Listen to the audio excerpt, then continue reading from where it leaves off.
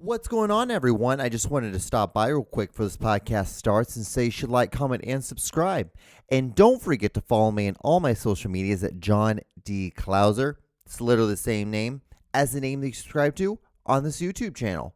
So enjoy this clip, and I'll see you guys on the other side. You know, something I've realized doing this every week is that subscribe. I have the hardest time saying that word, subscribe. It's a hard English word for me to say.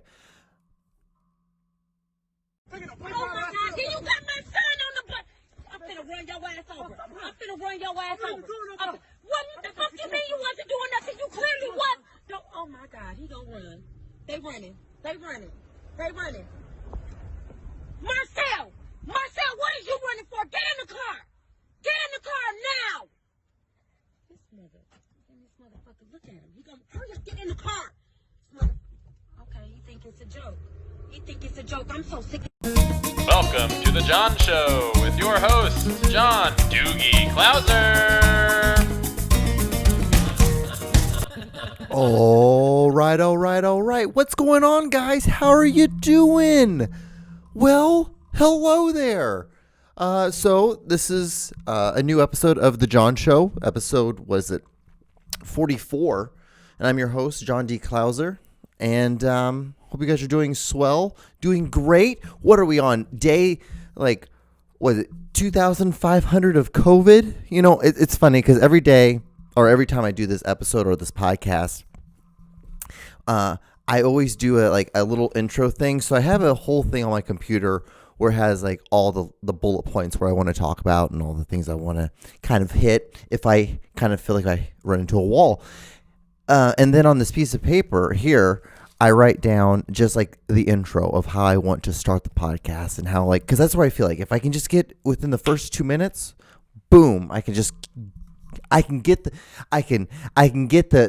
chickens in the coop. I can get the tigers, you know, in the what, I should just say gorillas. Like I could get the gorillas in the mist, you know, those things.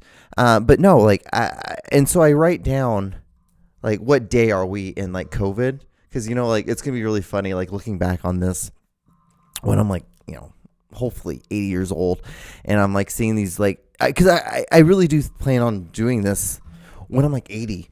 Is that, like, look at these videos and check them out and be like, hey, this was me when I was 31 years old during a pandemic. Something that not many people will get to experience. Well, I guess the whole world.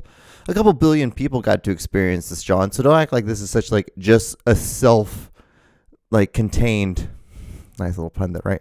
A self-contained problem that is just occurring with you. So, but yeah, you know, guys, I hope you're doing well. Thank you for stopping by. I really want to say thank you guys for stopping by. If you're new, welcome. This is a podcast. This is like what 1/3 of a tripod that I call like basically like the Tinoco production podcast or broadcast station area. I also do a other podcast called Cool Baby. I produce that one, and I do another one that I co-host called The Aaron and John Show. And I do it with a professional comedian named Aaron Naylor, and Aaron Naylor is also the other guy with Cool Baby. So you guys should check that kind of stuff out too. Like, if you're a returning guest, like, I'm sorry for that little spiel, but you know, nothing hurts a little self plug, right? And that's one of the great things too. Is like it's things like that, like these self plugs. And with the one thing I am starting to realize that I am weak on is the fact that like I don't look at this stuff or making art as a way of how I can make money. I'm like, I can make money other ways. I'll do other things to make money.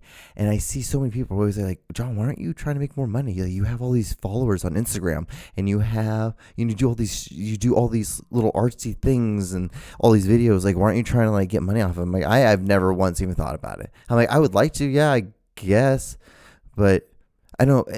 And sometimes I feel like thinking like that, I've already lost. Because I heard it's so funny because lately, like the universe, I feel like, you want to hear a little theory on what I believe. This is what I feel and how I really truly do believe. I feel like this. So I think the universe gives you little clues, little context clues.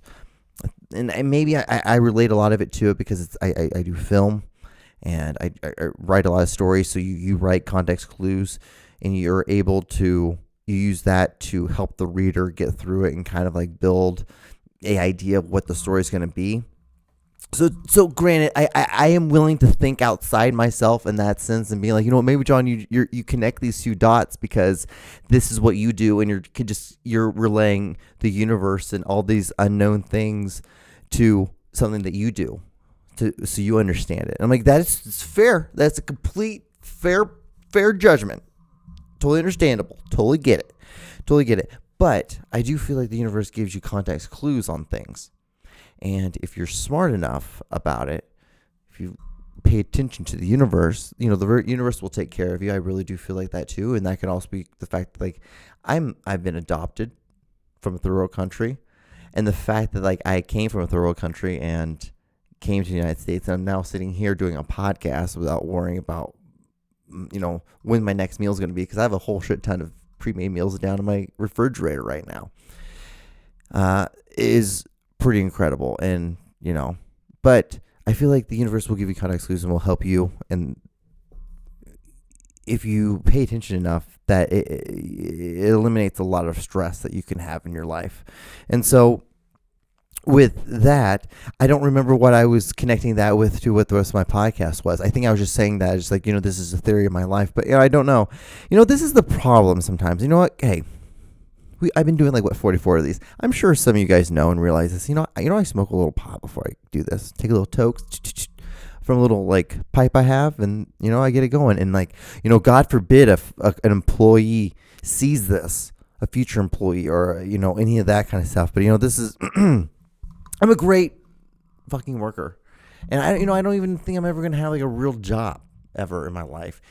Then cut to me 10 years from now, graduating with my doctorate and being like, oh, well, I should probably take a lot of those videos down now because I have a lot of me talking about dumb shit.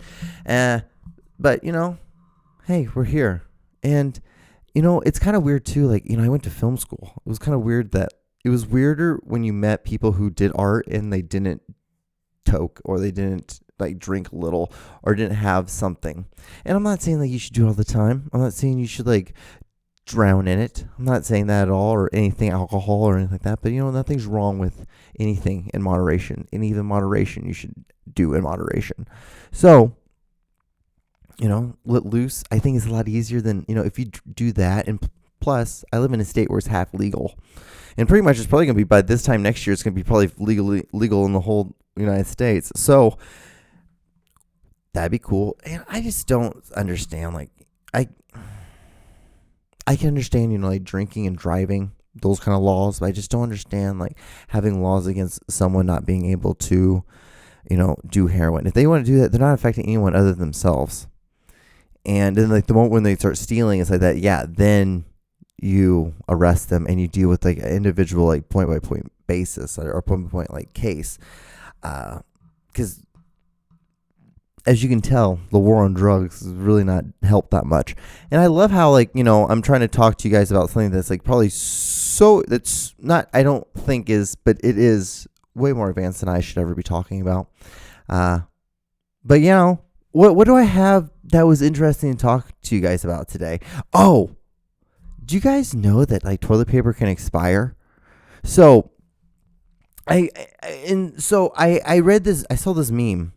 Let's backtrack a little bit. Let me explain to you where this all started from. The origin, the root of this wonderful hypothesis that ran across my brain. So this is how it works really for me, honestly. So I'll just be looking at random things. I'll just be doing random things, and I'll just have a random thought, like the sloth thing. I did a podcast with my buddy Aaron. And we talked about sloths and understanding why are they so slow, and it's because their metabolism is super slow. I did not know that, but in the world you're living, I have we all have these random questions, these random thoughts we have in our head, and unlike most people, they just think it and they just move on. For me, I write these down and then I do a lot of research on them later on. So I found this meme a couple days ago, and it was talking about how. It was talking about how, toilet paper expires, and there's a proper amount of time that you should have with toilet paper. And so see, this is the thing. Like, I was going to try to, like, you know what? If I was a lot better producing at my own podcast, I would have had this already ready to rock and roll prior to this podcast, but I don't. And, you know, the great thing is I just found it. So there's this thing. It's like, so does toilet paper expire? As long as you, oh, there it is. Okay. So, it was like this thing like, can you freeze toilet paper? That was the original thought of how it all went down. So yeah, now I'm remembering it. See, there's even parts to this. See, if I wouldn't have looked that up, there would have been parts to it that I wouldn't have even remembered. That's the reason why you write things down. You write everything down so you don't ever have to remember anything, which in turn kind of makes you mentally lazy because your brain, you don't work that one muscle that probably makes you able to remember a lot of stuff and juggle it. But I'm like, fuck it. I have it written down. Do you have it written down? That is what, if you take away anything from tonight, you take that down tonight. You take the fact that, like, you write things down, and then you can just be lazier. You're like, oh man, if I write this stuff down now, the future self doesn't have to remember this, and and then we'll go, and that's what we're gonna do. And that's one to drink on. So anyway, back to what I was saying. So I saw this meme, I saw this thing. I don't know, it was a meme. It just was like basically a screen grab of a Google search. There we go. See, there's certain, like, every once in a while, guys, there's an English word that'll like come into that I'll have to pronounce, and it will mess me up. I stumble there. But, so yeah, I was like, what? I don't know. Can you freeze toilet paper? So I started Googling that. Then come to find out that toilet paper can expire. So I guess maybe it's like a mandatory thing that companies have to do, when you package a product, that you have to have an expiration date on it. Cause I know they do that with water. I'm like, I don't think water really expires, but I'm guessing cause it's always whatever date it was. So if you buy it 12/21, 2021 of that date it's going to be expired apparently. So you need to use it before that. But I'm assuming they probably just do that for toilet paper. But come to find out, toilet paper can expire. So, and then I started looking that up. Can toilet paper expire? Because some people say that it can, some people can't. So I found this thing called this website called realpaper.com. And it's like some of the most common questions asked about toilet paper. And so the first one was, does toilet paper expire? Despite the expiration date that your toilet paper company lists on the packaging of your toilet paper, the product lasts for much longer than may expect. So it does kind of expire, and which makes sense because it is paper. It's have you ever seen an old notebook like that's from long time? Like it's a long time ago. So when I was maybe like 15 years old, I went over to one of my uncle's houses, and I was looking through a bunch of their daughters' like old notebooks and stuff like that. It was just all music notebooks, and the things like how the pages are all so they're wrinkled and they're like stained, and it's just because of old time. It's because of time. It's just like because the ink will expire, and then that will just like kind of fade out into like the paper. And I'm assuming the same thing. And a lot of people say that as long as you keep the toilet paper from getting wet or damp, or you keep it in a controlled environment, just underneath a cabinet or something like that, something like that, the temperature's not going to change that much. So you're going to be able to. It's going to be able to last a little bit longer. I love how this podcast has become me explaining, like, hey, this is how you take care of your toilet paper. And by doing this, you can you can make it last a lot longer. I love how that is. But yeah, so it was so interesting. It was just like the first main question is like, is the most common question about toilet paper is, does it expire? And it does expire, but if you're responsible and you take care of it, like your car, like you change your oil in your car, keep your toilet paper in a well-conditioned area it can last longer. And guys, that's another one to grow on. See, you probably came to this podcast tonight and you're like, you know what, hey, you know what, I'm going to click on this episode. Fuck it. This guy's been doing it for 44 fucking times, so I might as well just check at least one of them out. You know, like maybe this one is decent enough and it's not him just sitting here in a room just stuttering. You know, maybe he actually has some like actual real thoughts and he's going to be able to talk about it in a consistent manner and not be able to like be like, well, I don't remember what we were talking about. You know what's so funny when I do that? There's an episode of Seinfeld, absolute great show. Maybe that's the thing of the show of the week or the movie of the week or something, that this is Seinfeld. If you haven't checked Seinfeld out, you should. But there's a point where like George Costanza's dad, he is like going off on this huge tangent because they were talking. It was what was it? It was the episode where they were having the Christmas thing that George's dad invented. Oh, what was it? It was called the X. You know what? Hold on. You know what? This is what we're gonna do. We're gonna Google it. Costanza religion.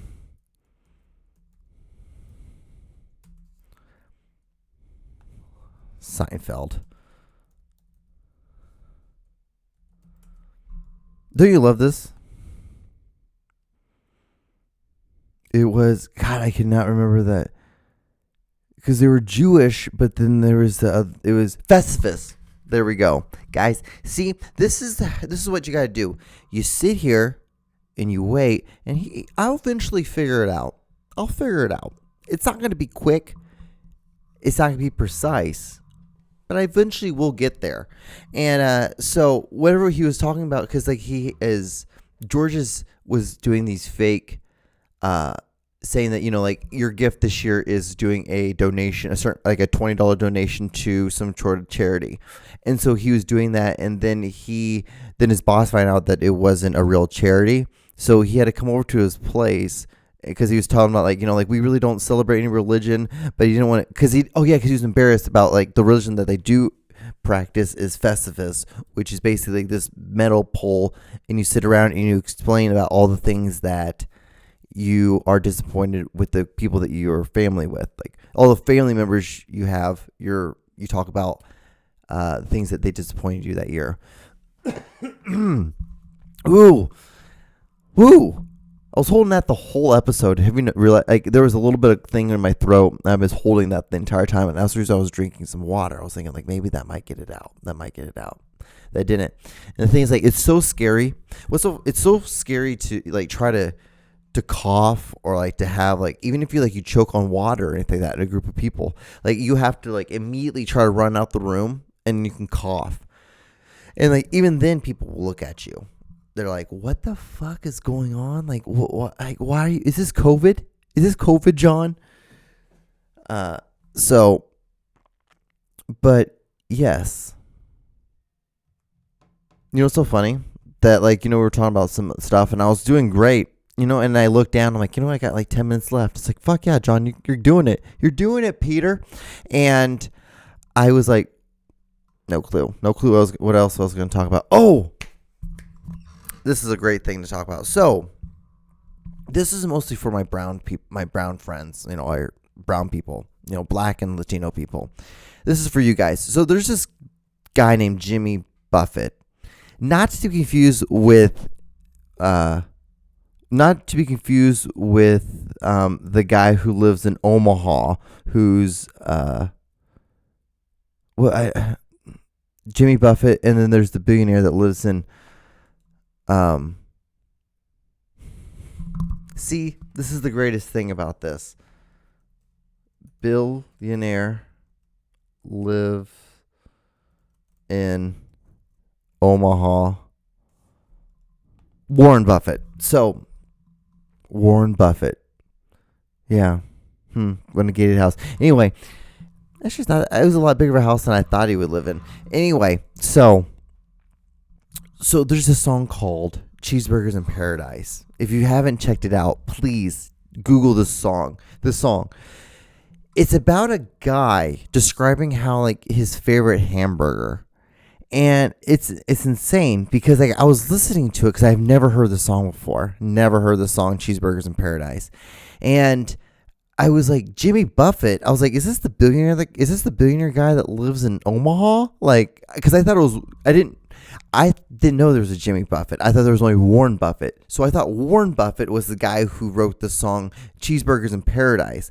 And you're listening to this song, and it's so odd because he just talking about how the absolute love for a burger. So there's this line where like beer and bread can bring someone from the dead. And then he talks about having this like love for a burger, and then he talks about these sailors, and you have no idea what Jimmy's talking about. And it shows you the pure joy that someone can have when you have absolutely no fear at all in the world, and there's absolute privilege. It's insane. It was the weirdest song, and it's so gross, and it's hard to get through. It really is. But for me, I laughed through the whole thing. I laughed, but for a lot of other brown people, they're not gonna be like, what the fuck is this? See, the thing is, like, I think what helps me is the fact that I grew up around a lot of white people. So like for me, this was like just a certain level of white people. This isn't like the whitest of the white people I've seen in my life. And like, God, talking about white people, what's so funny is like I've been pissing off a lot of white people on so I do memes. I do little stories on my Instagram thing, and I do memes, and then it's basically to help me like, and then in between that, then I'll like be like, hey, on one of the stories, I'll be like, hey, go check out my podcast this week. Go check out this other thing I do. Go check out a podcast that I happen to be on. Go check out a video that I do, which if you guys want to see all this stuff, you guys can subscribe to my Instagram at John D. Klauser. So the same name as the name that you subscribe to on this YouTube channel. I have the most ashiest knuckles in the entire world right now. Like, and that's how it's cold. That for me, that's how I know. Some people are like, well, like my back hurts or like my knees hurt. For me, it's like I only get ashy knuckles, which is like the best blessing for being a brown person. Like, granted, like if you look at me, you wouldn't think I'm a brown person, but the only thing that ever gets ashy is my knuckles. And I mean, it gets pretty bad. It looks like I just was like just rubbing them in like gravel and lava dust. Just like, just doing like this. And I'm like, oh man, it sucks. Because I'm like sitting here and I could feel it. I can feel my hands screaming. My knuckles are like, dude, what the fuck are you doing, man? Why haven't you put any lotion on our hands? And I have to wear gloves. So I'm like driving because it's cold in the morning, and I'm wearing gloves. It's a good time. It's a great time to be me. It's a great time to be alive, actually. It's really a great time to be alive. I say that all the time. It's like my saying at work. What's really funny is like I it's not I don't like my job. My job's whatever. It's chill. Is it filmmaking? No, right now, but it is what it is, and it gets the job done. It helps me pay my bills. That's the most key fucking point. It's the fact that it helps me pay my fucking bills. I've learned that like this would work so much better. I have my screen right here. I need to have the screen behind my camera. Once I know that everything's all framed up and is ready to rock and roll and it's locked off, I don't need that. So I can just like look at the lens. Have you guys ever noticed that sometimes when I'm doing this podcast, I'll just say these random things like that. And it's basically to kill about 14 seconds of time. And it's actually what's interesting is that I say all these like crazy things at my job, and I'm really crazy, and I'm really like vocal, and like being like that. If you saw me at my job, you'd think I'm like a very social person. I'm really not. Really, I kind of like being by myself and doing my own thing, and having fun, doing small stuff. And like when the COVID stuff hit, I'm like, this is great. I'm gonna thrive in this because this is how people like me live. Like people who are very not antisocial, but I'm just kind of like I don't have to talk to you, and I can just be alone, and I'm fine. Like I'll sit over here and just do my thing by myself. Like it's cool. Like I'll sit over here by myself, And you and a group of other people can do your thing over there, and I'll just sit over here and I'll do my thing. Talking to a microphone, looking to a camera with the screen that's too close to the camera, and so it's making me look at the screen instead of looking at the camera. So I look off the screen a little bit, and then makes me look awkward because I'm not looking at you guys in the eye. Because the whole thing is like I'm always like, John, if you just look at right in the eye, look right in the center, right in the thing, then you'll be good to go. You'll be ready to rock and roll. But what I was talking about is that I say all these things and I'm always like crazy and I'm always asking like stupid questions, and I'm like, John, like, and that's always been my hardest thing is taking like trying to be funny. I'm like, no, John, like, you're somewhat funny. I think you have it. It's just like now you have to like, you have the bass, you have to now take the bass and try to move it over here. And I feel like this episode, the reason I'm telling you this, maybe it's a little pat on my back. I feel like we're going to 2001. If I got through 2020, we can get to 2021 way easy. That, fuck it, dude. Just start fucking going crazy, going ham. Like no one's watching, dude. No one cares. It's like, the episode. It's like the scene in Jurassic Park where Dodson was coming up to Newman, the guy who played in Seinfeld. It's another Seinfeld thing. 7 Layers of Seinfeld. That he was like, hey, you shouldn't say my name here. And he's like, Dodson, we got Dodson here. And he's like, see, no one cares, dude. It's kind of the same thing. Like, dude, John, just say your shit. You got 29 minutes to do it. And then get the fuck out. What's so crazy for me, like, there's been like a weird little like mental thing at the beginning when I was doing these, like, between episode like 1 to like, I would say 40. It was almost like, okay, John, you can do this. Don't get nervous. Don't get nervous. Just do this podcast and you're going to get it done. It's not that crazy. It's not that hard. It's not that weird. It's not that weird that you're just talking to a camera and a microphone by yourself in a room alone. It's not that weird at all. Not weird at all. And like now, but from episode 41 to like now, I'm just kind of like, well, we're just going to do something here about 30 minutes. All right. Well, about 10 minutes, we're about doing a podcast. I'm just going to sit here and just talk. We're going to figure this out, and I'm going to eventually get good at this. I just figure if I just keep on slamming my head into a wall and just accept failure, weekly failure, that's the greatest thing, because I listen to these podcasts with these like comedians, and I talk to comedians all the time, and it's like, once you get okay with just failing all the time, this emotional feeling of failure, like, it's not that bad. Not that bad. And you eventually get good at, like, you're like, well, at least that was a constructed thought and a constructed like manner of me failing. So that's kind of where it is. That's kind of how I've been kind of thinking about this podcast. And I know I talk about this every week, but it's almost the same thing. It's like, but you just got to do things that you're not that good at. Once you start doing things you're not that good at, you'll get better at it, and you'll get better, and you'll get better, and you learn from it. It's the greatest thing in the world. It's one of the greatest things I do. Another big thing too, make your bed every day. Once you make your bed every day, you feel a lot better and you feel a little fucking accomplished. At least I do. I feel so hella accomplished when I can't say hella, but I always feel accomplished when I, make my bed every day. And so what do we I have like a minute 25 left. I keep looking down. I think, I'm just kind of looking around. I'm just kind of like, John, look, guess what? You're doing a podcast. And, you can look over here up in the corner. You can look over here at this light over here. You can look at this light that's right here. And now I'm blind and now everything's fuzzy. You can do whatever you want. It's your podcast, dude. But I have about like a minute left. If you've gotten this far, I want to say thank you so much for watching. I guess I hope you had a great holiday season. I can't even tell you that at the beginning. I hope you had a great Christmas, Hanukkah, and Kwanzaa. And if there's anybody who actually celebrates Kwanzaa, can you slide into my DMs on Instagram and tell me what's like the things? Like, I know I could easily Google it, and that's fine, but like that's like going to McDonald's instead of just like instead of going and getting a gourmet burger. Like, I rather know from the source. I want to know from like somebody who celebrates it firsthand. Like, how do you do it versus like your person you call Jim does Kwanzaa? Yeah, let me know.